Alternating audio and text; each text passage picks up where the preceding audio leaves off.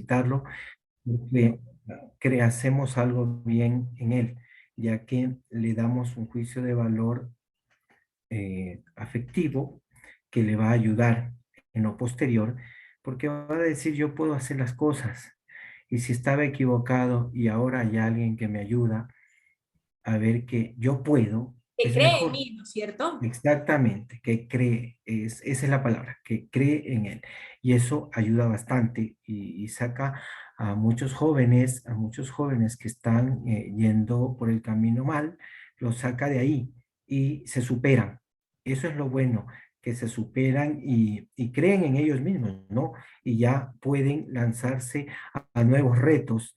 Saber que nuestra vida, con el video, el inicio que nos dio, saber que en nuestra vida es bueno que haya obstáculos, porque eso nos ayuda a crecer. Si no los hubieran, si fuera el camino todo de rosas, no creceríamos, no aprenderíamos. Pero debe haber obstáculos para nosotros aprender. Muchas gracias. Ok, Tito, efectivamente, en este caso usted abordó también otra parte fundamental desde el modelo cognitivo-conductual, ¿verdad? Los reforzadores positivos que ayudan para estimular esa parte interna del estudiante, lo cognitivo, ¿verdad? Para saber que si estuvo abatido por A o E motivo, circunstancia, porque no todo es color de rosa, efectivamente, vaya, está ese docente que está allí para impulsarme, pues, ¿no? Gracias, Tito, muy amable. Fátima. Buenas noches, Máster. Bueno, con mi aportación pues sería en base a que cada individuo, cada niño tiene diferentes inteligencias, pese a que hoy en día pues hablamos ya de más de 8 inteligencias múltiples, todavía tenemos en nuestra sociedad educativa ese pensamiento de que porque el estudiante tiene que abarcar toda una serie de conocimientos, cuando no es así. Los conocimientos simplemente son aportaciones y desarrollo de habilidades. Unos los hacen mejor que otros, otros los hacen de acuerdo a un ritmo más acelerado que el otro, pero esto no quiere decir que sea más o menos inteligente. Y pese a que sí, bueno, existen juntas de cursos en donde pues se debate este tipo de situaciones, sobre todo con estudiantes ya que tienen que ver con educación superior, aún manejamos ese pensamiento en donde no nos damos cuenta quizás que la evaluación no se trata de solamente algo que, que nos representa un problema, porque creemos que el problema es el estudiante, pero en sí la evaluación es para determinar un problema, pero el problema que está afectando al individuo, más no que el individuo es el problema.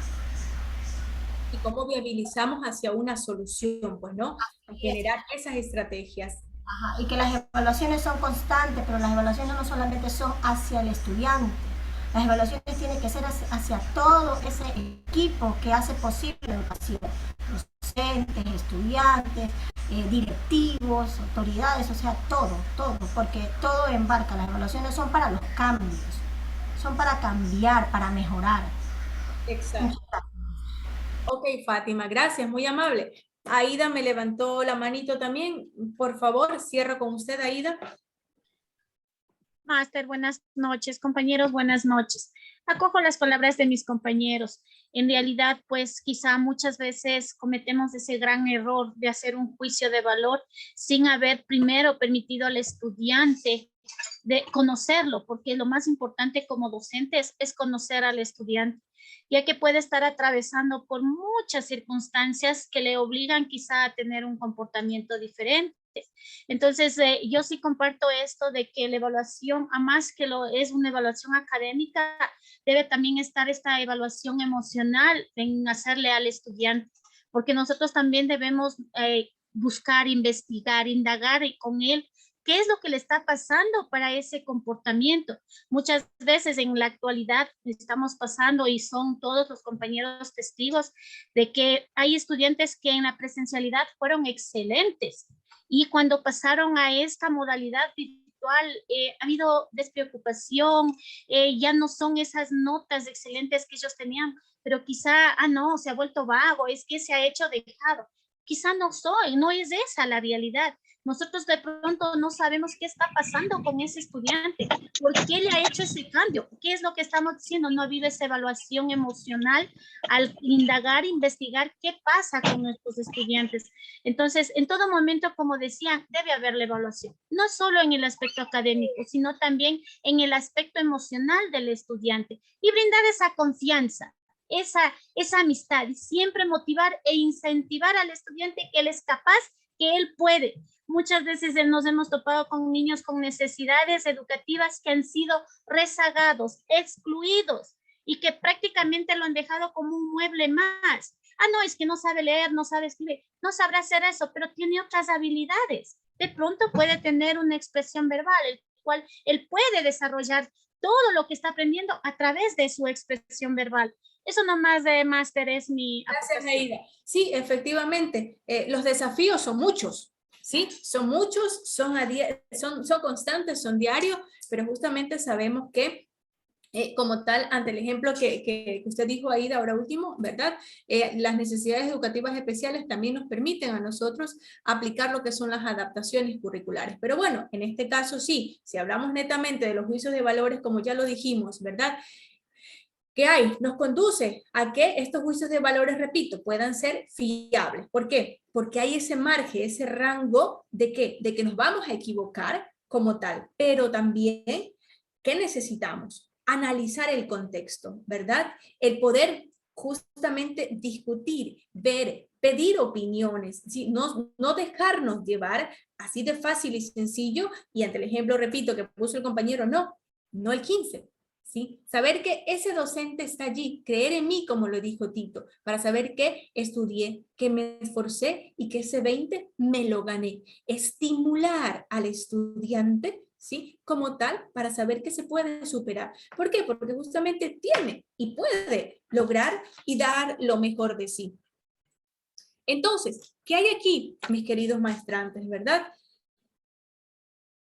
Diríamos entonces en conclusión que dentro del contexto de la educación esto se vuelve mucho más exigente, ¿no es cierto? ¿Por qué? Porque el recoger esa información o medir X, Y, Z situación, nosotros como maestros, como evaluadores que hacemos, ¿verdad? No debemos juzgar de la nada lo que está aconteciendo en el estudiante, sino por el contrario, ¿qué?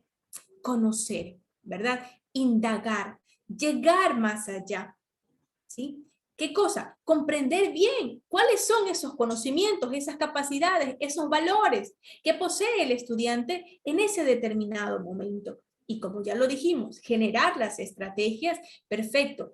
Quiero emitir un juicio de valor, pero no voy hacia generar esa censura, sino por el contrario, hacia crear esas oportunidades que el estudiante lo amerita. Y tal vez nos ha pasado en nuestra praxis profesional, ¿verdad? Que nos hemos equivocado, como ya bien lo hemos dicho. Y cuando de repente el estudiante nos da ese vuelco, le brindamos esa oportunidad y fue y es un excelente estudiante. Y por qué no decirlo, hasta un profesional, ¿verdad?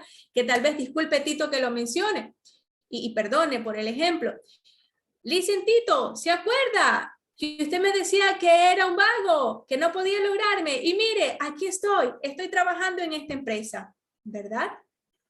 Entonces, ojo, claro, no es para avergonzarnos, por el contrario, sino, qué bien, qué sé yo, señor Valladares, se me ocurre, ¿no?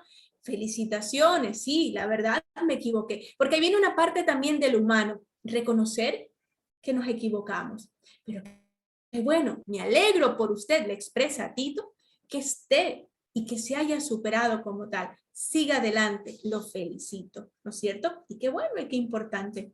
Entonces, ¿sí? Si justamente dijimos que dentro del primer, ¿no es cierto?, subtema, ¿cuál era? La necesidad de comprender lo que se evalúa. Entonces, ¿vamos a qué ahora? Este subtema número 2, a la necesidad de comparar lo que se evalúa con unos criterios. Entonces, en este caso, ¿qué viene acá? Una segunda característica muy importante de estos juicios, que son de tipo comparativos. ¿Por qué, estimados chicos? Porque justamente nos exigen, ¿sí?, que exista un punto de referencia, ¿sí?, una base de comparación. Y que esta base de comparación es lo que creemos mejor. Y esto nos conlleva a qué, mis estimados maestrantes, a lo que se lo denomina o se lo conoce como el sistema valorativo. Y no es nada más y nada menos que una serie de convicciones, gustos, reglas de apreciación que nos permiten aceptar una cosa como más deseable para nosotros que otra. Y esto no es nada más y nada menos que estas preferencias, lo que nosotros conocemos como valores, ¿sí? Por eso dice sistema valorativo. Lo que ustedes aprecian acá, ¿verdad?, son diferentes ejemplos, entre los cuales menciono, ¿verdad? Un profesional en la agronomía o una persona dentro de su praxis empírica en el campo, ¿verdad? Ambos, ¿qué son? Expertos en juzgar la tierra, ¿verdad? En donde ambos conocen cuáles son estos parámetros que le brindan la seguridad, que le brindan la certeza, que le permiten analizar el suelo, cuál es su acidez, los nutrientes que están presentes, ¿verdad? Hasta el clima, entre otros aspectos. Pero, ¿qué pasa aquí, estimados maestrantes? El agrónomo o el campesino tienen conocimiento de cuáles son esas condiciones que esa hectárea, que ese terreno necesita para poder cultivar, para realizar los sembríos, como en este caso, la papa, ¿sí? Entonces, ¿qué hay aquí? El agrónomo o el campesino tiene muy claro estos criterios. Criterios que nosotros los solemos denominar que son de carácter científicos, ¿verdad? Como tal. Y por ende, ante este análisis del suelo, ante su acidez, los nutrientes, el clima, ¿qué va a pasar? El agrónomo y el campesino van a coincidir en el diagnóstico. ¿Por qué? Porque estos criterios científicos le permiten, ¿qué, chicos? Decir, sí, es fiable, ¿verdad? Puedo abonar la tierra o el terreno es apto ¿para qué? Para el cultivo de la papa, la cebolla, la hortaliza, ¿ok? Pero si nos vamos al contexto, por ejemplo, como lo tiene aquí, de un reinado de belleza, ¿usted cree que allí o considera que allí van a existir criterios científicos? ¿Qué opinan ustedes?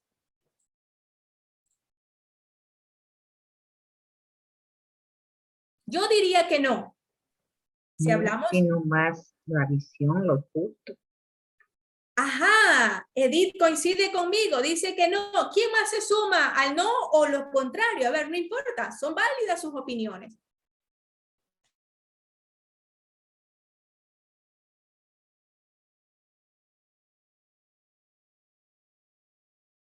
¿Nadie más? Pues bueno, efectivamente, la respuesta es no. No hay criterios científicos, ¿verdad? ¿Por qué? Porque justamente, sí, hay unos miembros del jurado, ¿sí? Por lo general se trata de que exista una equidad de género, ¿verdad? Entre lo femenino y lo masculino, para justamente, sí, acorde a lo que las candidatas nos presentan, dar criterios. Expresión corporal, oral, dominio escénico, entre otros aspectos. Pero yo, Narcisa, le pondré una calificación, Elid otra, Aida otra, Diana otra, ¿sí? Yo voy a querer que gane X candidata, Elid otra. Entonces, justamente, ¿qué va a existir? Van a haber diferentes criterios, los resultados van a ser variados. Y aquí no sigue un método científico, ¿sí? Sino que simplemente, ¿qué hay? Vamos a establecer criterios por convención. ¿De acuerdo a qué? A la unificación de criterios que va a existir entre cada uno de los miembros del jurado. Por ende, va a haber siempre un margen de subjetividad. ¿Ok?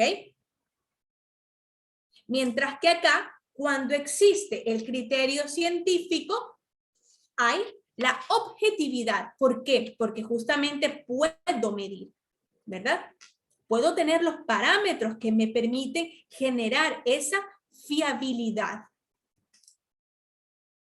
Entonces, como usted tiene aquí la siguiente pregunta, ¿para qué sirven los juicios de valor?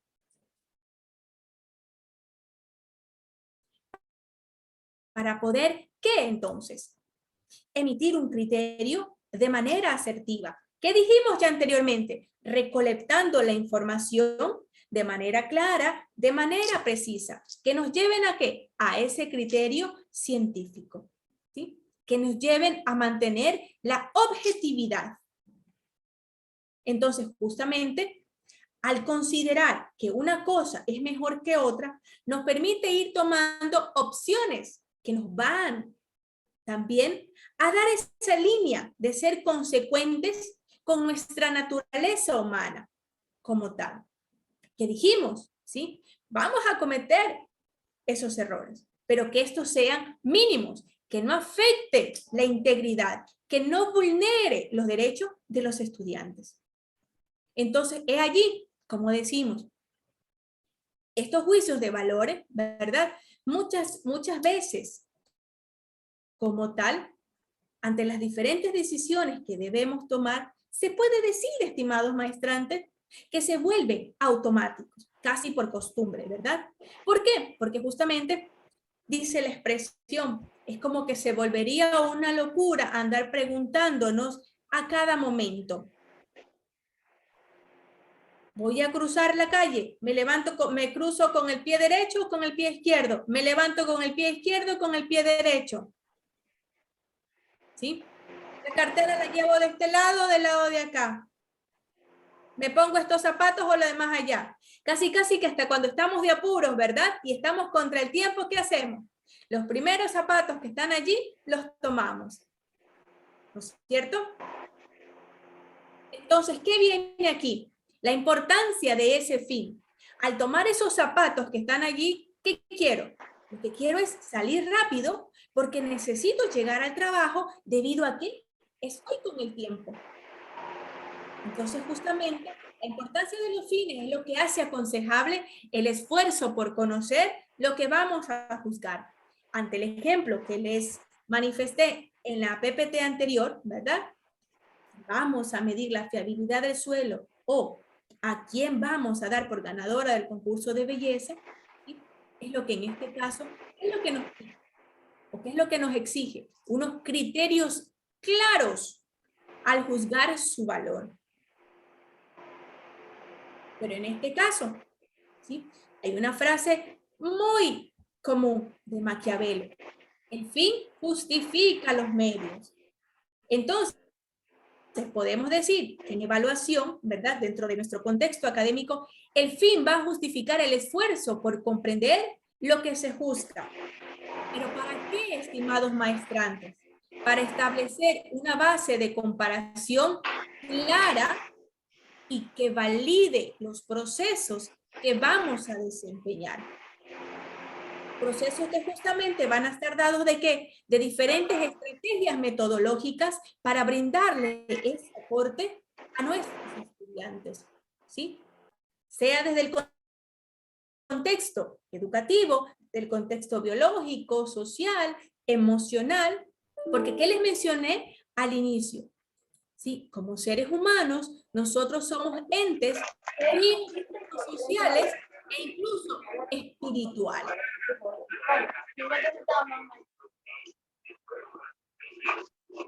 Ya debes andarte metiendo debajo del árbol. Por favor, hasta allí tienen ustedes, que es el abordaje de nuestro tema número 1 con sus respectivos subtemas. ¿Dudas, inquietudes o aportes, por favor?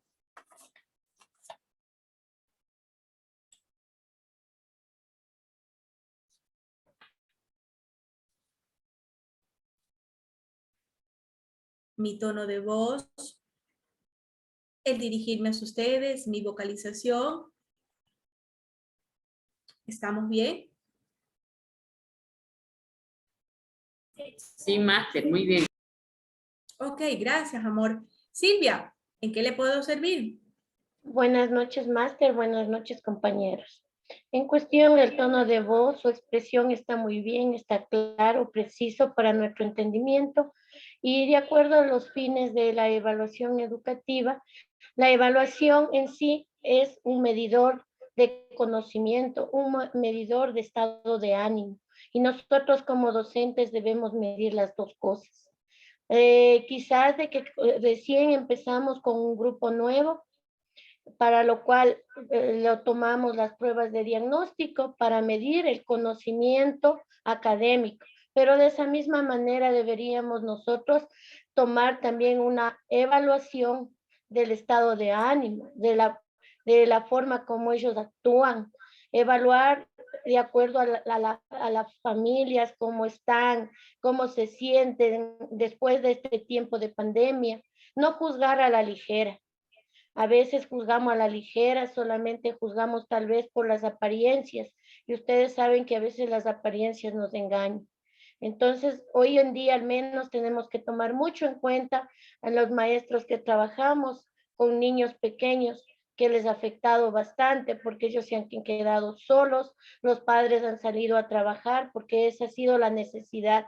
Y los niños se han quedado solos en casa, trabajando en lo que han podido, ¿sí? Porque al menos en lo virtual, lo que ellos se han dedicado, los que han tenido por lo menos la conectividad, una parte se han dedicado a trabajar, digamos, con la maestra o con el maestro, y en otra parte a veces se han ido, han tomado otro rumbo, tal vez a jugar, tal vez a otras actividades, menos actividades académicas. Por eso yo digo que hoy en día tenemos que tomar mucho en cuenta también el estado emocional, máster. Eso es mi aportación. Gracias, Silvia, muy amable. Ya complemento, tengo a Reinaldo también. ¿Cómo está, Reinaldo? ¿Cómo está? Muy bien, gracias. Bueno, hace rato que una compañera hablaba de las necesidades educativas especiales. Se me vino un caso medio, o sea, que es un poquito especial, y me van a dar la razón. Que a veces los psicólogos se equivocan y, como digo yo, meten la pata extremadamente.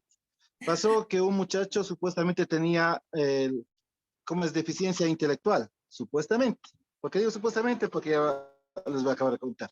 El problema es que ese muchacho estaba ya en 9º año y él le dijeron que tiene una mentalidad de un niño más o menos de 10 a 11 años y a él estaba matriculado en 9º año y le mandaron a que estudie en 6º o 7º año. Entonces ahí, y eso lo hizo un psicólogo, y un psicólogo terapista y todo eso. Y por eso digo, metió tremendamente la pata. Yo no sé, me parece que usted es psicóloga y a lo mejor nos puede dar una explicación respecto a esto. Pero el muchacho pasó, aprobó ese año y después le regresaron a 10º año. O sea, para mí fue algo ilógico. Estando en 9º, le mandaron a 7º, aprobó 7º y después le pusieron en 10º año. Yo doy específicamente química en 2º y 3º bachillerato. Y él fue mi alumno en esos años. Y créanse que el muchacho era muy preocupado, muy dedicado. Él, como yo digo, bueno, aunque no está correcto lo que va a decir, era igual que los, entre comillas, normales. O sea, él se dedicaba, él participaba en clase y todo eso. El muchacho ya se graduó y ahorita está en la universidad, me parece que está haciendo, pero está estudiando. Y por eso digo, a veces nos equivocamos emitiendo a lo mejor juicios de valores sin fundamentos. Yo no sé los psicólogos en qué se basaron en esa ocasión para ponerle al muchacho y decirle que tiene un coeficiente intelectual de un niño de 7º año, de 11, 12 años más o menos, y le pusieron ahí. Y cuando el muchacho, hasta donde yo le pude ver, él estuvo bien. O sea, él era un muchacho que, como es, captaba lo que se le enseñaba y también respondía frente a las evaluaciones. Entonces yo creo que a veces sí nos equivocamos. Eso nada más lo que quería conversar y para que, o sea, tomemos en cuenta también que a veces no es bueno emitir un juicio de valor así tan a la ligera. Eso nada más. Muchas gracias. Exactamente. A ver, Reinaldo, ahí yo voy a ser muy subjetiva, ¿sabe por qué? Porque, ouch, ¿qué le puedo decir? ¿Y por qué digo también subjetiva? Porque si estando en 9º me bajaron a séptimo, ¿verdad? Y luego al siguiente periodo académico fui a décimo. ¿Y por qué me pusieron en séptimo? Porque mi coeficiente intelectual era inferior, ¿verdad? Que me daba para un diagnóstico de discapacidad intelectual. Lo entiendo, ¿verdad? Me corrige, por favor, si yo estoy equivocada. Entonces, no vieron elementos fiables que me ayudaron a medir aquello, ¿sí? Ojo, emitiendo yo aquí un criterio, como le dijimos, o como lo estamos refiriendo, un juicio de valor, sin tener las pruebas como tal. ¿Por qué? Porque justamente, ¿qué hay aquí?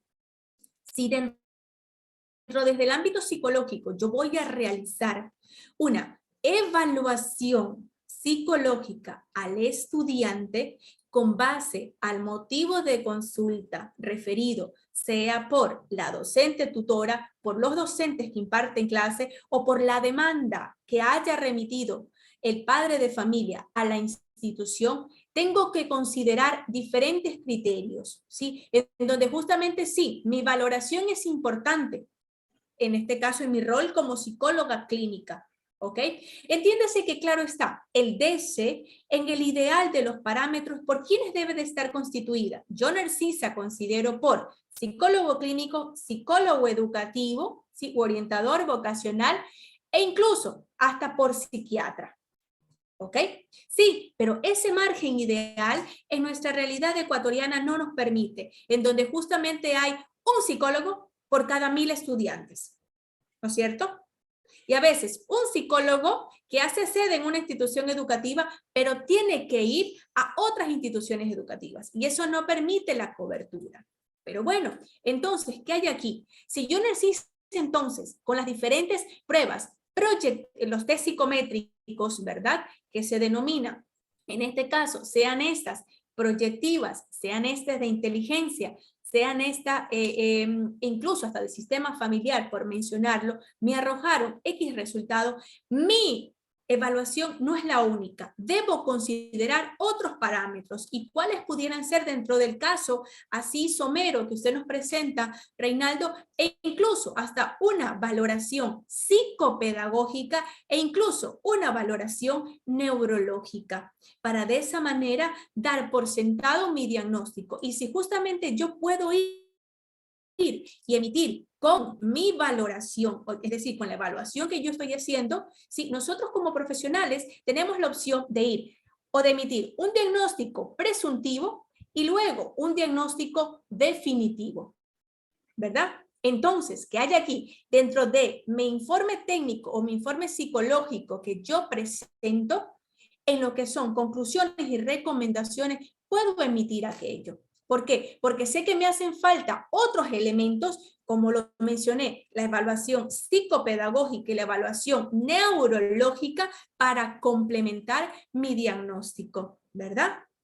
Entonces, de esa manera pasar, repito, del diagnóstico presuntivo al diagnóstico definitivo, pero no para decir, listo, Pepito Pancracio, perdone, como yo suelo mencionar, o suelo ejemplificar por nombres a veces, debe ser o debe ir a séptimo de básica. Imposible, Reinaldo. ¿Qué pasó allí? Es una pregunta muy grande en donde justamente ya luego los accionares, ¿verdad? En este caso, el rendimiento académico del estudiante dio lo contrario. Y como usted bien lo dice, basándose en este caso real, pues bueno, aparentemente hubo, ¿y por qué utilizo la expresión o el término aparentemente? Porque no tengo los demás elementos para decir sí, el psicólogo se equivocó. ¿Sí? ¿Fui explícita? Sí, perdón que le interrumpa. Lo que pasa es que yo no entiendo sinceramente qué es lo que hicieron, y era un departamento que estaba conformado por 3 psicólogos, y el que determinó que debe ir a ese año era un psicólogo terapista, y que inclusive tiene una maestría inclusive. Ya, pero yo por eso, yo también me preguntaba y conversé con ellos, pero es que es la adaptación. Y miren que ya estuvimos trabajando con adaptaciones curriculares, y me imagino que estaba dentro del grado 3. Pero a pesar que yo no considero sinceramente que no, de acuerdo a lo que yo le conocía a él como estudiante. Pero bueno, diciendo que estaba en grado 3, yo creo que se debía aplicar las adaptaciones para ese grado. Pero para ellos lo más sencillo que fue enviarle a séptimo año. Como digo, muchacho, después se esforzó. Inclusive yo conversé con la mamita de él y verá que eran gemelos, o sea, había 2 muchachos. Era mellizo, era una señorita y él. Y después también otra situación, yo no sé hasta dónde estuvo bien lo que hicieron, ponerles a los dos por separado. O sea, los dos estudiantes estuvieron ya, según tercero que fueron mis alumnos, estuvieron cada uno en un paralelo diferente. Al menos yo considero, no sé, es mi visión, que debían haber estado en el mismo paralelo para que se ayuden entre ellos. Y de hecho sí se ayudaban, pero estaban en diferentes paralelos. Y una ocasión que conversé con la mamá, dijo, sinceramente yo no entiendo por qué les discriminaron a mi hijo de esa manera. ¿Por qué le relajaron? Disculpe que le interrumpa, y en este contexto, ¿verdad? Mamita no buscó otras valoraciones. Verá, el problema es que el muchacho era indígena y la mamá era indígena y lastimosamente la gente indígena de ahí del oriente no es como para ponerse a decir busco aquí, busco en otro lado. Además, ellos hacen prácticamente lo que les dice y nunca hubo el consejo de que valoren en otro lado. Y de hecho solamente fue la valoración de ahí. Cierto es que tiene la valoración clínica que les mandan a la MSP, pero igual tuvieron, solamente ese informe, pero me imagino en base a eso también hicieron bajarle de año. O sea, de edad mental en este caso sería también. Sí. Obvio, es que al realizar una valoración psicológica, ¿verdad? Las diferentes pruebas o las diferentes evaluaciones o reactivos psicológicos, como también se los denomina, me permite medir, ¿verdad? Correlacionar entre lo que es la edad mental con la edad cronológica. Y si lógicamente allí hay una diferencia como tal, por ende, no solamente es la única prueba de la que yo debo generar la fiabilidad, sino por el contrario, acorde a lo que me salga, poder generar. Y como repito, desde el aspecto o desde el contexto multi o interdisciplinario, pedir el apoyo también. Reinaldo, entonces, para avanzar, igual, muchísimas gracias como tal, que justamente viene en este segundo tema, ¿verdad? Lo que es la evaluación educativa, ¿sí? ¿Cuál es la definición de evaluación educativa y cuáles son los fines que percibe esta evaluación educativa? Entonces, ¿qué hay aquí, mis estimados maestrantes, verdad? Como lo mencionamos desde el inicio, si hablamos de educación, estamos enrolados, ¿sí? Dentro de esta triada, como yo la llamo, padre, madre de familia, estudiantes y docentes y sus autoridades, en donde justamente esta triada conforma esa sinergia ideal para poder justamente a nuestros estudiantes poder dar y que consigan lo mejor de sí. Entonces, si justamente que hay aquí, la educación es un tipo de actividad humana, que es algo con lo que podríamos complementar. ¿Por qué? Porque todos quienes generamos esa sinergia dentro de esa triada, ¿qué nos caracteriza? Como les dije, que somos entes biopsicosociales, en este caso, seres humanos, ¿verdad? Pero ¿qué hay más aquí? Si decimos o empezamos con que la educación es un tipo de actividad humana, vamos a tomar como referencia a César Coll, quien justamente define ¿qué cosa? ¿Cómo la define a la educación? Como la praxis social que los grupos humanos realizan para favorecer el desarrollo de todos sus miembros, ¿sí? Educación que justamente antes de la pandemia que estaba institucionalizada, ¿no es cierto? Porque cada uno de nosotros debíamos acudir a nuestros respectivos centros educativos para impartir nuestra clase, acorde a la materia que sea que ganamos concurso o lógicamente nos haya tocado dentro del distributivo impartirla, ¿verdad? Pero en la actualidad, como ya ustedes bien lo han mencionado y lo conocemos, sí, nos ha tocado generar, ¿verdad? Cambios. ¿Seguiría siendo la educación institucionalizada? ¿O cómo creen ustedes que la pudiéramos denominar en el contexto actual?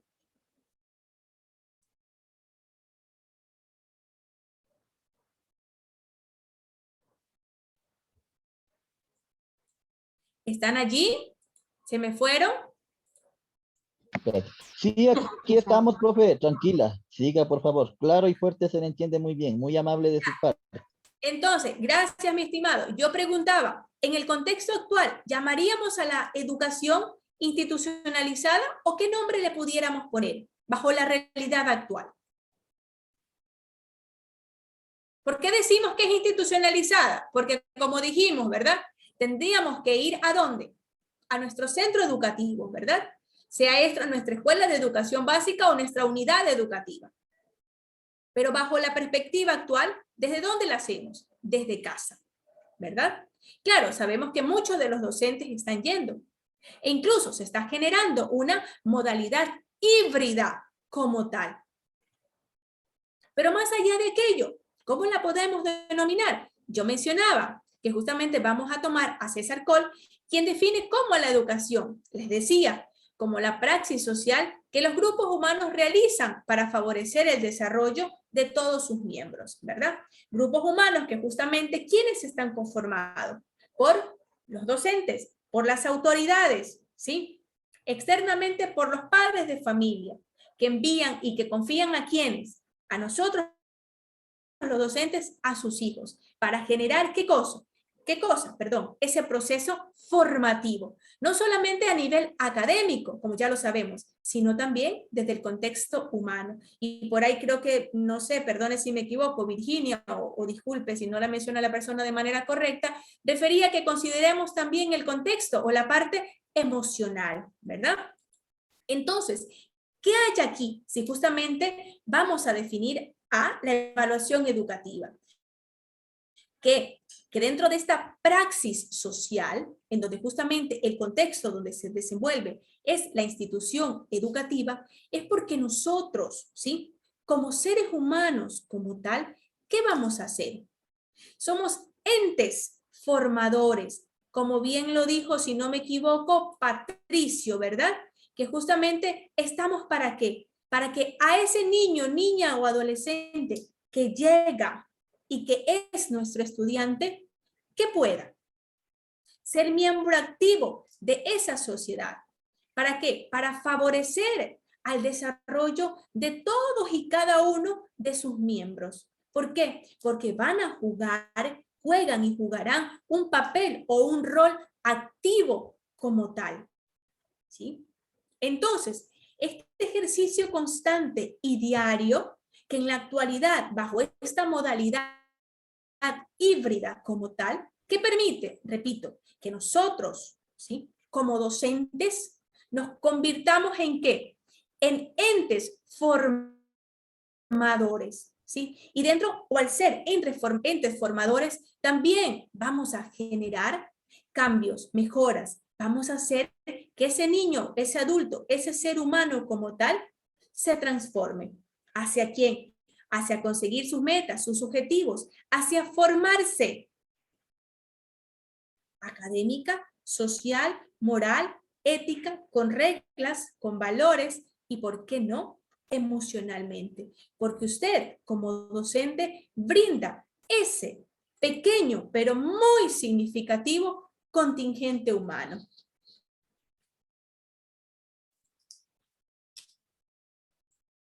¿Quién me ayuda? Si hablamos justamente de evaluación educativa. ¿Qué es y qué no es? A ver, quiero escuchar sus opiniones. ¿De qué manera? Con la lectura de la presente imagen, o la siguiente, o la lámina que les muestro, o que están viendo en este preciso momento. Si hablamos de evaluación educativa, ¿qué es y qué no es según lo que nos refiere esta imagen? A ver, ¿quién me contribuye? Yo, Master. Buenas, yo, Master. Me recuerda, o sí, perdón, yo les recuerdo la reglita esencial, muy amables. Ayúdenme alzando la manito para... Ajá.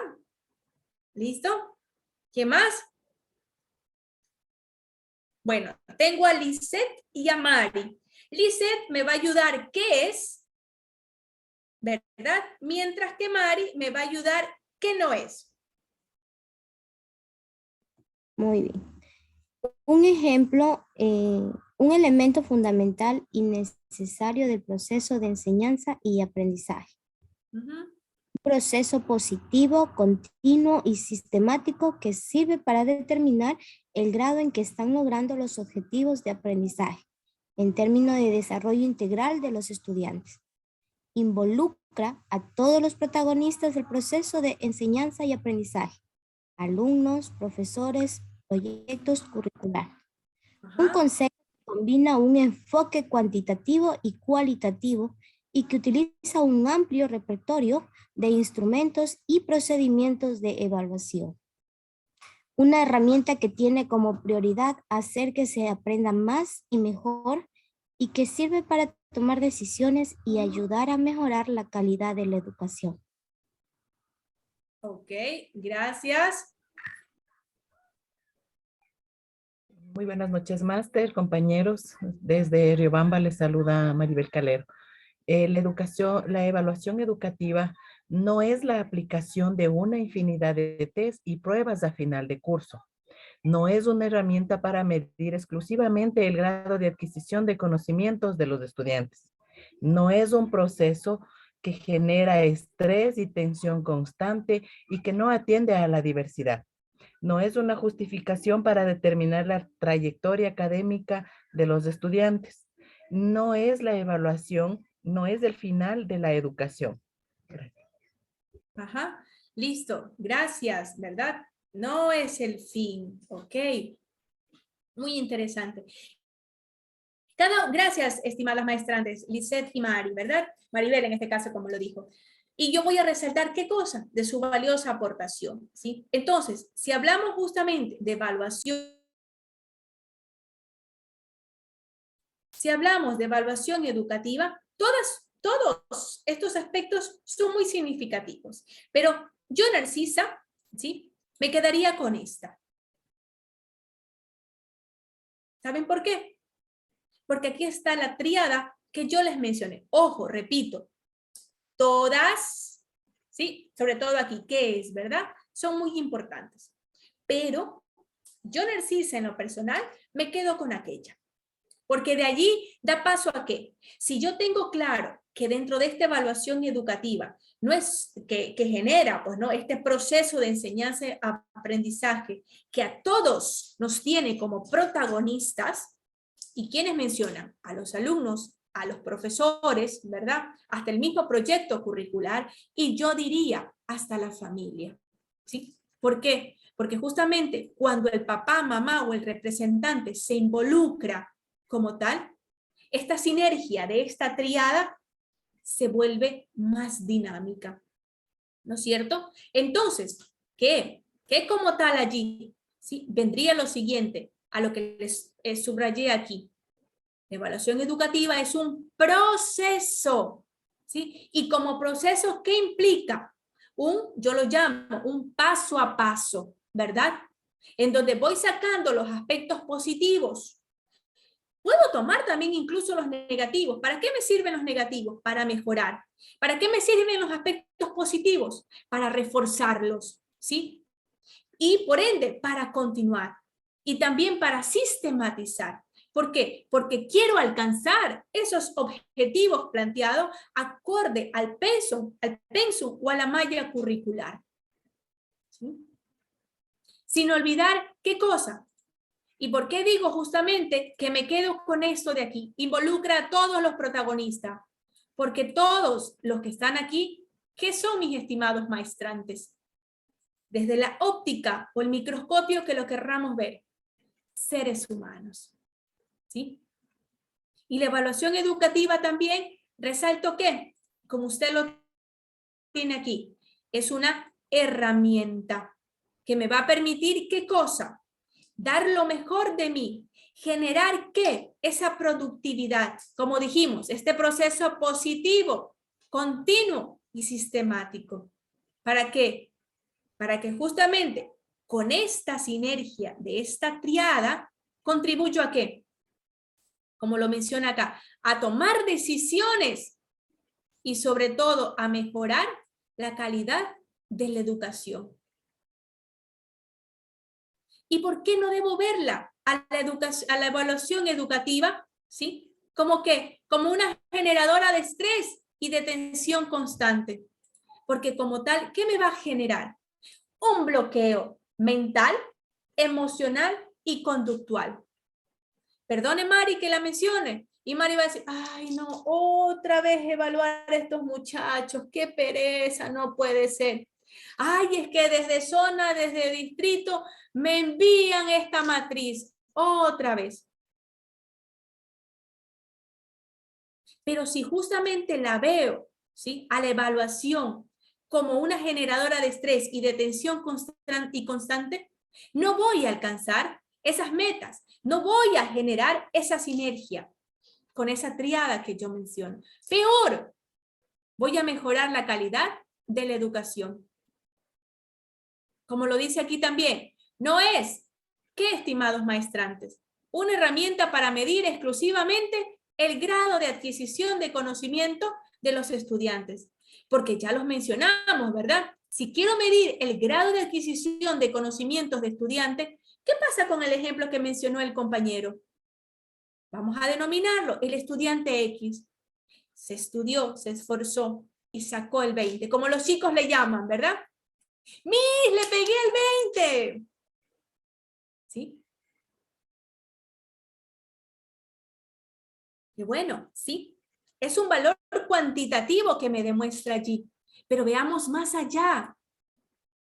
Tengamos esa mirada desde el contexto emocional, como ustedes lo dijeron, ¿sí? ¿Cómo el estudiante se sintió feliz? Porque le pegó al 20, porque se sacó el 20, porque es una nota, ¿sí? Que si él pudiera, se lo pegara aquí en el pecho. Y felicítenme, ¿no es cierto? Pero más bien esas felicitaciones no vienen, pues, si no, wow, te pongo el 15.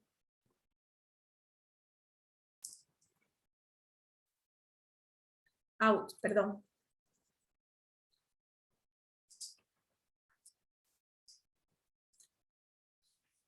Entonces, ¿qué hay, mis queridos maestrantes? Si ya vimos y analizamos qué es y qué no es una evaluación educativa. Entonces, esta pregunta, ¿y qué nos queda a nosotros como maestros, como evaluadores? La planteo tal y cual como está aquí. ¿Y qué le queda al maestro como evaluador? Lo que vemos aquí. Sí, usted como docente genera las estrategias. Usted como docente tiene esa óptica.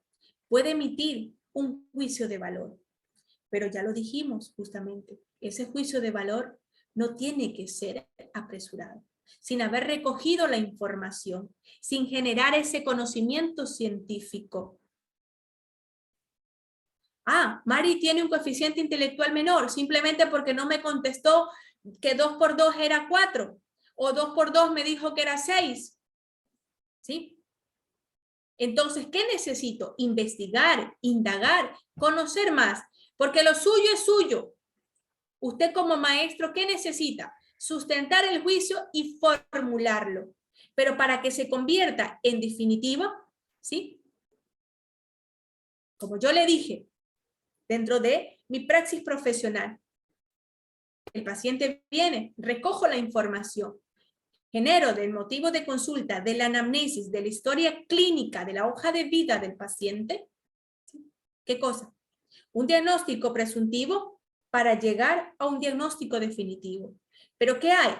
Realizo toda una serie de procesos para justamente, ¿sí?, que si necesito trabajar con un equipo interdisciplinario, lo hago.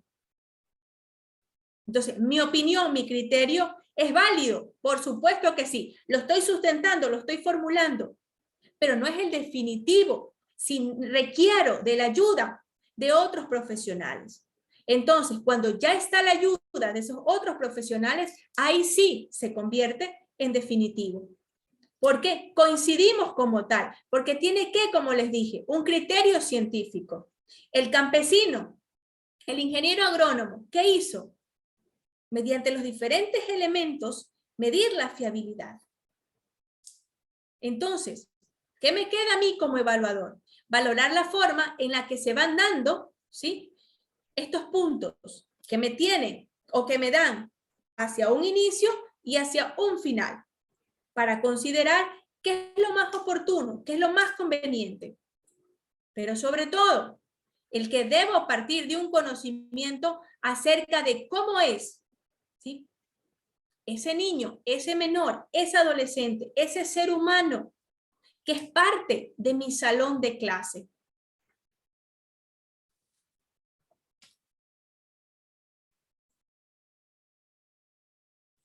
Entonces, ¿qué hay más allá?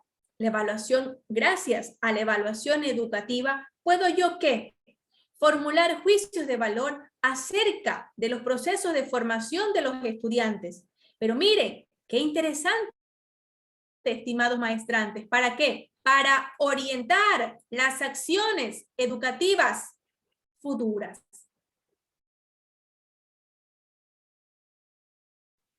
¿Por qué? Porque gracias a esta evaluación docente, ¿sí? ¿Qué me va a permitir? Recordemos, sí, genero estos juicios de valor, pero no lo hago apresurado, no lo hago precipitado, no lo hago sin un cimiento, sin un criterio científico, ¿sí? Entonces, ¿qué hay aquí? Me van a permitir dar fe de los aprendizajes o desarrollo logrado por el estudiante. Porque como le dije a Mari, si justamente Mari no me contestó correctamente que 2 por 2 o 2 más 2 era igual a 4 y me dijo 6, 8, 10, eso no significa que ya Mari pierde el año, ¿verdad? Necesito considerar qué hay aquí. ¿Será que desde el contexto, qué sé yo, vamos a suponer, la logopedia tiene algún déficit? Como tal, hay una discalculia, ¿verdad? Es decir, ¿qué tengo? Un problema de aprendizaje en el estudiante. Entonces, por ende, ¿sí? Esa evaluación educativa, como ya lo mencionamos, me va a servir para poder orientar esas acciones educativas futuras. Y también, como lo menciono, gracias a las evaluaciones por medio de las cuales, ¿sí? Vamos a poder certificar el nivel que han alcanzado nuestros estudiantes como consecuencia de las experiencias, ¿sí? Que juntos, ¿sí? En esta relación diádica, docentes y estudiantes, hemos llevado a cabo. Sí, las autoridades, los padres de familia, están allí presentes, ¿verdad? Pero, ¿qué hay aquí? Porque dijimos que esa triada es importante, ¿verdad? Si ponemos aquí, ¿verdad? Vamos a suponer que esta es la triada. ¿Quiénes están acá? ¿Quiénes son nuestros elementos principales? ¿Quiénes son esos seres humanos valiosos? Nuestros estudiantes. ¿Quiénes están acá? Personal docente, como también el personal administrativo de la institución. ¿Y quiénes juegan acá? Otro papel fundamental. El sistema familiar. ¿Sí? O la familia. Entonces, esto se genera efectivamente la sinergia. Pero hay más. El personal administrativo, con sus autoridades, y el sistema familiar, se puede decir que son entes externos. Pero en esta dinámica de la educación institucionalizada, ¿quiénes generan esa relación diádica, como les dije? Nuestros estudiantes con ustedes, los docentes.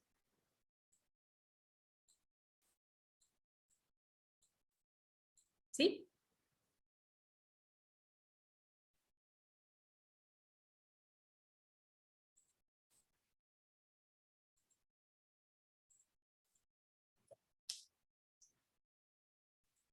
Los fines. Nuestro último subtema, ¿verdad? ¿Cuáles son los fines de esta evaluación educativa? Como lo tenemos acá. Y considero yo que si vamos, así sea, al médico, al odontólogo, al oftalmólogo o al profesional en salud mental, ¿qué se requiere, estimados maestrantes? De que exista un diagnóstico, ¿verdad? Porque yo puedo ir con lo que se denomina signos y síntomas, pero eso no es suficiente. A través de los síntomas, me duele la cabeza, me duele la barriga, tengo náuseas, tengo vómitos, temperatura muy alta. ¿no es cierto? Es sinónimo entonces ¿de qué?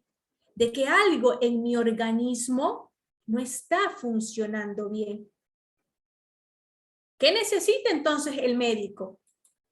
Hacer una evaluación, ¿verdad? Probablemente nos va a mandar ¿a qué? A que nos realicemos diferentes estudios, ¿no es cierto? Como por ejemplo, ¿qué es lo de cajón? Y lo primerito que envían, pruebas de laboratorio, exámenes, así es Virginia, exámenes completos. ¿Para qué? Para emitir de manera asertiva un diagnóstico. Entonces, esto no es alejado de la realidad, porque desde el contexto, desde nuestra praxis profesional en pedagogía, ¿sí? También se requiere de aquello. ¿Pero por qué? Porque justamente sospechamos de que uno o algunos de nuestros estudiantes no domina X, Y, Z criterio de lo que estamos abordando en la clase. Pero ojo, la finalidad de realizar este diagnóstico, recordemos, no es para etiquetar, no es para escandalizar, es simplemente para ¿qué? Para generar las estrategias necesarias. Porque, por ejemplo, Edith, si usted me tiene a mí como estudiante, ¿no es cierto? Y yo le digo, licenciada, disculpe, es que no le escucho. Licenciada, ¿puede repetir? Licenciada, es que no le entiendo. Y si esto ya es repetitivo, como yo suelo manifestar, ¿qué hay, Edith? Como una lucecita, ¿no es cierto? Y Edith se preguntará, ajá. Sí, puede que esté con algún problema auditivo. Ajá, ¿y qué le estará pasando a Narcisa? ¿Perdón? No, usted dice, pues no, ¿y qué le estará pasando a Narcisa? Me repite algunas veces, me pide que me alza la mano, ¿verdad? Y hay algo presuntivo en usted. Y Edith no es que se va a escandalizar y me va a decir, ¿qué? Usted está sorda, ¿verdad? Pero a modo de burlarse, no. Sino que, ¿qué busca? Llamar a mi representante ¿para qué? ¿Qué sé yo? Mi representante Silvia. Señora Silvia, disculpe, la he convocado a esta reunión o a este encuentro porque justamente Narcisa he notado que me alza las manos muchas veces, como que le duele la cabeza y demás aspectos que usted observó, ¿verdad? ¿Por qué? Porque justamente no hay ese rendimiento. Entonces, ¿qué yo quiero? ¿O qué es lo que quiere el lead como docente? No escandalizar, ¿sí? No estereotipar, sino, ¿qué cosa? Conocer si yo estoy presentando dificultades que no me permiten empoderarme de los conocimientos que usted está impartiendo en la clase. Entonces, miren, qué importante. El diagnóstico tiene sentido cuando existe la posibilidad de generar la cura, de generar la solución. Porque entonces Edith prestó más atención. Está atenta a esas lucecitas, como yo las llamo, que están allí tiritando en Narcisa. Llamó a mamá. ¿Y qué me sugiere? ¿O qué le sugiere a doña Silvia Vargas, verdad? Que dije que era mi mamita. Que busque una valoración médica. Y efectivamente, esa valoración médica, con el diagnóstico y los estudios que realizaron, ¿a qué me conllevó? A que yo estaba presentando probablemente una otitis media. Y eso estaba dificultando o haciendo que mi sistema auditivo, ¿sí?, generara esas dificultades. Por eso, el diagnóstico tiene sentido, cuando existe la posibilidad de curar. Si los médicos no pudiesen curar, o al menos ayudar a soportar las enfermedades, no harían más diagnósticos. Entonces, ¿para qué va a ir uno a que le digan que está muy mal si no hay posibilidad alguna de mejorar? ¿Me explico? Entonces, ¿qué hay Edith luego? De esta manera, va mamá y le dice, licenciada, gracias. Su ayuda fue importante porque la verdad yo no me había dado cuenta, ¿sí? Como trabajo todo el día, La niña llega acá al salón de clases, la empleada la recibe, qué sé yo, mamá me ayuda, y yo llego en la noche, no hay mayor interacción. ¿Sí? Katy. Muy buenas noches, máster, un gusto. Katy Gavino le saluda de la provincia de Santa Elena.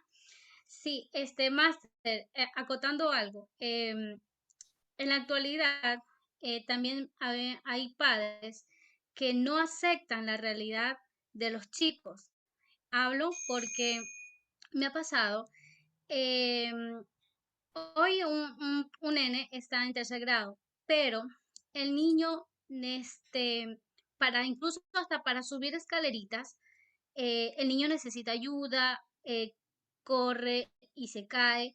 O sea, ya la mamita se le ha indicado, pues, que le haga una valoración con los expertos en este caso, porque nosotros como docentes no podemos diagnosticar nada, podemos dar simplemente una observación, ¿no? A los padres de familia. Perdón, e incluso pueden tener ustedes hipótesis, pero lógicamente se necesitan comprobar, ¿verdad? Así es, ya, pero en este caso la mamita optar por, o sea, ella dice que sí, le hizo valorar y que no, el niño no tiene nada porque el papá cuando era pequeño así mismo fue evolucionando y en la actualidad. Pero ya vemos que el niño a un tercer grado, él corre y se cae, y vuelvo a repetir, incluso en estos días que lo que pudimos ver, el niño ya está en otro salón, pues no, pudimos ver es que el niño incluso hasta para referirse a uno, su lenguaje es muy breve. Entonces, la mamita, a eso voy, que los papitos hoy en día, ciertos, no todos, ciertos papitos no todavía asimilan a veces la causa que tiene el nene y esto hace que esto lleve a los otros a que continúe el problema a años más avanzados y que todavía no se detecte, pues no, a veces ya también se sobresale como docente y la carga si el papito no la acepta, la mamita no la acepta, a veces nosotros se nos salen de las manos o la institución. Esto pasa actualmente en mi caso, por decir ya.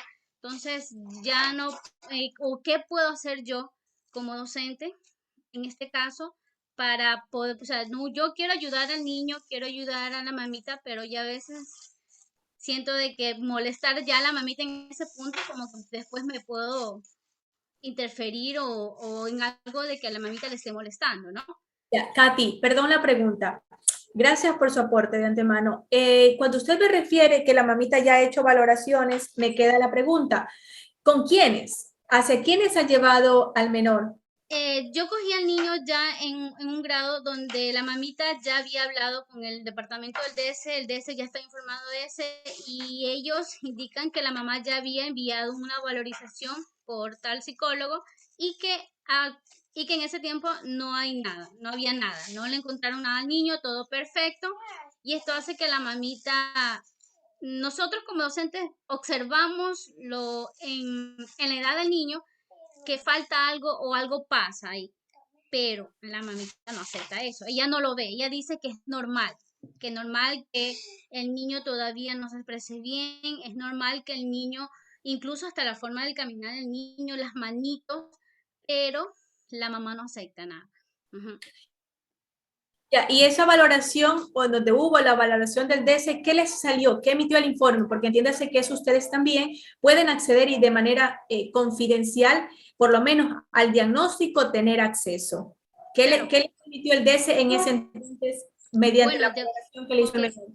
Ajá, como el diagnóstico de un experto muy particular enviado fue que todo estaba bien, entonces el DS en ese entonces, yo leí el documento porque en ese entonces yo era nueva, me pasaron el documento porque yo en el momento que vi a mi grupo, yo detecté eso, cuando vi el informe estaba normal, entonces ahí por más que yo incluso hablé con la directora, no se hizo más porque vuelvo y repito, traté de hablar con la mamita a ver qué pasaba y lo que mamita me volvió a indicar es que el papá en su niñez también era así.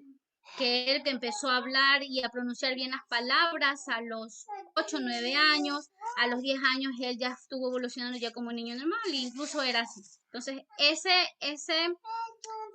es la respuesta de la mamita ahora. En la actualidad, continúa con ese argumento, ajá. Entonces, pero yo vuelvo y repito, hace poco que nos vimos sobre esto de las vacunas, ahí vi al niño y no, o sea, el niño, o sea, sí está un poquito más grandecito, pero él incluso hasta el papito lo llevaba cogido, es un niño también mimado, pero, o sea, por el caminar, incluso yo comentaba con la directora, mire, ya el niño ya está en un año más, mire la diferencia. En la actualidad. Sí, eso es lo que le digo, en la actualidad el niño yo lo veo como que en mí como docente, de acuerdo a las técnicas que se ha visto hoy en día, yo siento que el niño algo tiene, algo pasa, pero no puedo decir qué, porque no soy la indicada. Sí, pero quiero la edad cronológica, Katy. El niño tiene 8 años. 8 años, ya. A ver, si puedo segregar la información que usted me refiere, aparentemente, presuntivamente, ¿verdad? Bajo la que le escucho y lo que usted por ende ha observado, en el menor estaríamos hablando de que él ameritaría de la valoración a nivel, se me ocurre, ¿verdad? Médico general, a través con la derivación a un fisiatra, ¿ok? Para que pueda hacer lo que es la valoración física en el menor. Y si lo hablamos a nivel psicológico, ¿verdad? Por presuntivos problemas de lenguaje, una valoración neurológica, ¿verdad? Llevada o a la par de una valoración, se me ocurre también psicopedagógica y también de terapia de lenguaje. Cuando hablamos de terapia de lenguaje, no quiero decir que ya el niño vaya, o sea, que sea valorado por una terapeuta de lenguaje para saber qué hay allí en ese contexto, ¿no es cierto? Porque justamente, ¿qué viene? Si desde estas áreas física y lógicamente psicoeducativa necesitamos conocer, ¿verdad? Por lo que visualmente observamos, ¿sí? Fundamental para llegar a qué? A ese diagnóstico. Y de esa forma, sí, a veces resulta un poquito difícil, como nosotros llamamos, sensibilizar y concienciar para poder empoderar al padre de familia, ¿sí? Con la sensibilización y concienciación, falta un nivel intermedio, que es la aceptación. En donde no es porque mi hijo tenga X, Y, Z diagnóstico, está mal. No, por el contrario. Accediendo o realizando dichas valoraciones en las áreas, en los campos profesionales pertinentes, genero ese empoderamiento, como les dije, para alcanzar las metas y los objetivos. ¿Por qué? Porque si abordamos, nosotros desde psicología, ¿qué tenemos? La prevención, ¿verdad? Como tal, prevención primaria, secundaria y terciaria. Entonces, gracias a estos tres niveles de la prevención, se alcanzan muchas metas y objetivos. ¿Por qué? Porque justamente con la prevención, ¿qué es lo que hacemos? Como la palabra mismo le indica, prevenir, ¿verdad? ¿Para qué? Para que la situación o el posible diagnóstico que el niño 2, 3, 4 años más adelante pudo llegar a tener y a mantenerse, no se agudice, sino que por el contrario, se mermen los riesgos que pueda acarrear esta situación. ¿Y por qué digo acarrear? Porque a tiempo y en su debido momento no se trató. No es fácil, ¿saben? Si hablamos desde el contexto de la salud mental, no todos asumimos la responsabilidad de poder decir, sí, yo quiero ir al psicólogo. Yo les hago una pequeña encuesta a ustedes, abordando de este aspecto, ¿verdad? ¿Cuántos de vosotros han acudido al psicólogo o al psiquiatra? tal vez, ¿sí?